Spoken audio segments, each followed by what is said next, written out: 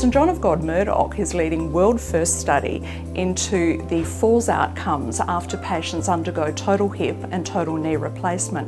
We're looking at the outcomes of 436 patients up to 12 months following their surgery to determine whether they've had a fall that's caused an injury, and if they have, how it's impacted on their quality of life. Falls are one of the leading causes of hospitalisation for older Australians. If you're over 65 years of age, anyone in the general public has a 1 in 3 chance of falling in any 12-month period. They're associated with really significant injury to patients.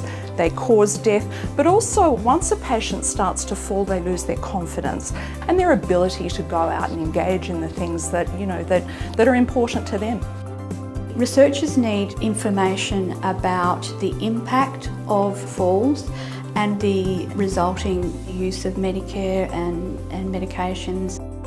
We want to understand the reasons why they fall when they go home from hospital so that we can prevent that.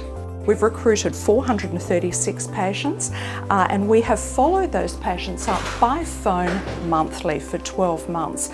And that's given us a huge amount of information about their lifestyle, whether they've fallen and what might have contributed to falls. There are real benefits for patients, and not only our patients but patients around the world. We want to develop a risk assessment strategy, implement it before they leave hospital, identify them and put something in place to stop them falling.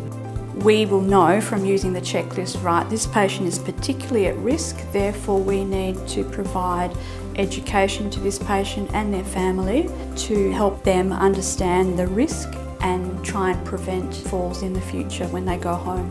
This study really has the potential to reduce the rates of falls for many, many thousands of people Australia-wide.